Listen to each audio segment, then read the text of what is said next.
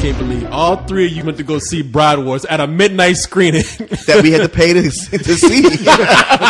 Carlyle was saying earlier, this kind of redefines that whole, you couldn't pay me to see that movie. This is where we see how true that is. So you want to get reimbursed double, I guess, for this? Well, after having seen it, I think if I could go back in time and say no, I would now. Somebody's got to buy me a new brain for the one that melted while I was watching this piece of shit. That's cheap enough. We can get that. We'll get two. Fair enough. Honestly, now I take back everything bad I said about Sex and the City, the movie. That's brilliance next to this piece of shit. Well, I take back everything I said about Dragon Wars because of Bride Wars, and I ain't even seen this shit yet. Could it really be that bad? Go for it. You're sitting here with. Oh, I'm sorry. I'm over here working on my written review. How do you spell excruciating? This thing is fucking awful, dude. You know that of all the guys in the room, I'm the one guy that would actually go, you know what, there's something to this. And I'm a big fan of Anne Hathaway's. She is really good at choosing projects, and every time you see one of her films, it's always so much better than you think it has any right to be. This is Kate Hudson talking her into doing one of her movies. I was surprised fucking Matthew McConaughey didn't walk out going, hey, which one of you babes do I get to marry in this movie? Which is weird because I never felt like they were friends. I mean, the whole time they keep trying to fake using shadows and stuff tits onto Kate Hudson, which she just plain doesn't have. Well, can't Anne Hathaway just take some of her breast off and give it to Kate Hudson? They just kept making her wear duct tape around her chest or something. No, inadvertently, every so often she'd be wearing something low cut and it'd be like, okay, I'm gonna wake up for this right here. There's an angle where you can see boobage there. Yeah. But there's a shot of Kate Hudson where, you should be able to see something. She's leaned over with a wedding dress that, there's nothing to fit into those cups. And there's nothing there. Well, okay, basically, this movie is about two friends, two little girls who grew up as best friends and always dreamed about getting married. Not to each other, per se, but it would have been a good movie. I guess more like they dream about their wedding day. And they finally get to have it, but there's a mix-up in the booking, so they're booked at the same time. And the funny thing is about these two girls that have grown up as best friends, it's really about a pretty type A blonde girl and her brunette sidekick who's always been in her shadow. Which, is just the oldest cliche in the book. Yeah. And look, first of all, that's the first thing that's wrong with this movie. You got bitches who ain't dreamed about nothing but getting married. Of course they ain't got shit to do but fight each other when they get older. Oh, no, Corey. The first thing that's wrong with this movie is that it opens up with monologue from, what is it? Candice Bergen. Candice Bergen, who's like 87 years old now and propped up on a box with liposuction. I mean, really, it is like, it's not so much like, you think, oh, Candice Bergen, Murphy Brown. Like, no, this is the Candice Bergen from the animatronic wax museum that they rolled in to do this. She is the only one wearing more makeup than Kate Hudson, who looks like a cross between the girl with the spiked ball in Kill Bill and Hannah Montana. I thought she kind of looked like that guy who rides around on a bike downtown, Leslie. Oh, God. Well, I mean, it's like you expect her to come on and be like, hello, kiddies. Tonight we have a terrifying tale. It's clearly she got the same facelift as Barry Manilow for this. Oh, no, she does. It's that facelift. Yeah. If you put boobs on Barry Manilow, it's fucking Candice Oh, Bergen. my God. What a fucking image that is. Yeah. But here's the other problem with this movie. It opens up with that monologue, and then we are treated to a bunch of montages that are photographs of them having great times together. And we get these montages that look like bad commercials like 8 or 9 times in the movie. Every time they need to transition from one to the next. It was one of the most amateur hour fucking things I've seen in a movie in a long time. And I fucking saw a disaster movie. It's funny because this thing is a small ending change away from being a prequel to the L word. The guys so do not matter in this movie. Not once in this film does either one of these girls describe her feelings for her boyfriend or him in any way.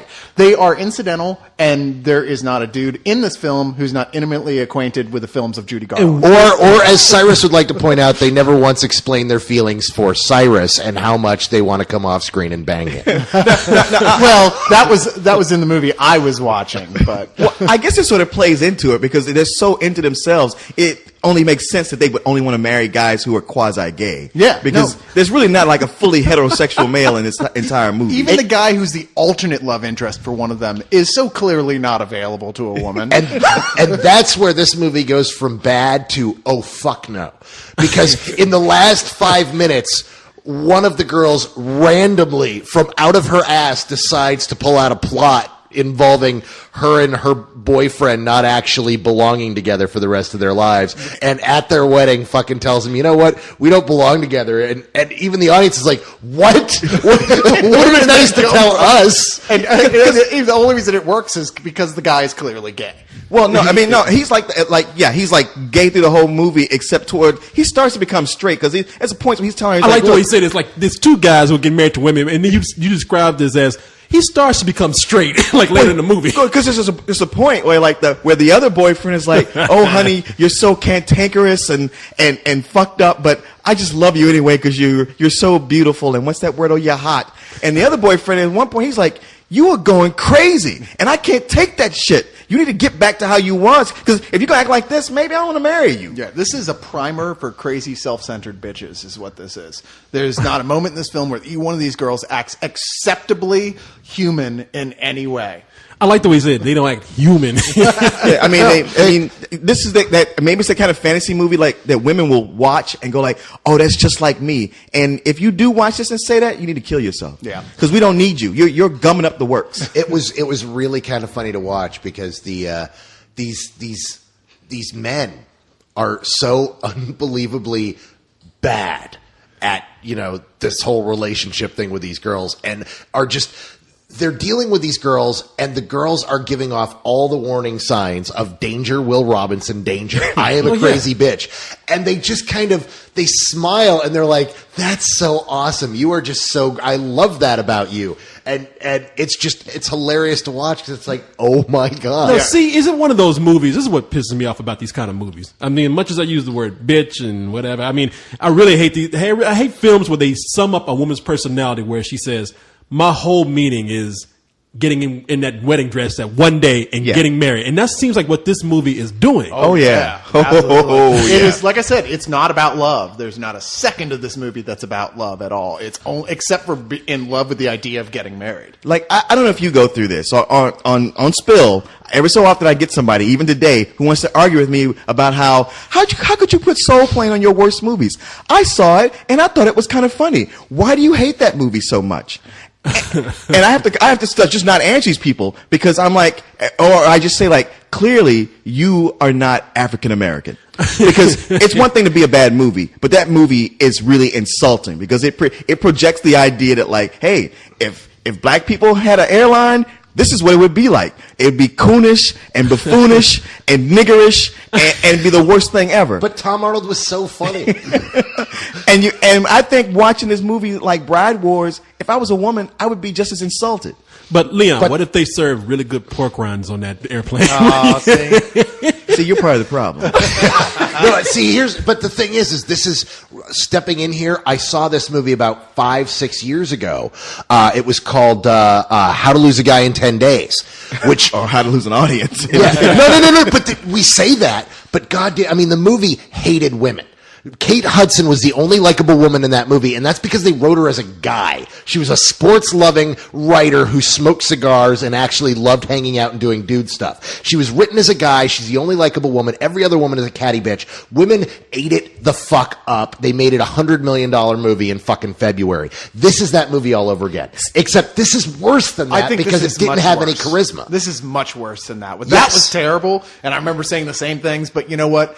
I could think of a few things about it that amused me along the way of that movie. There wasn't a moment in this entire film that made me do anything except want to retch and violently hurt myself. I have to disagree with. There was a moment where they started playing Pump Up the Jam, which, pump up the jam, pump it. And it got my foot tapping, and I was able to concentrate on that and not the dialogue. And that was actually the best part of the movie. I really did enjoy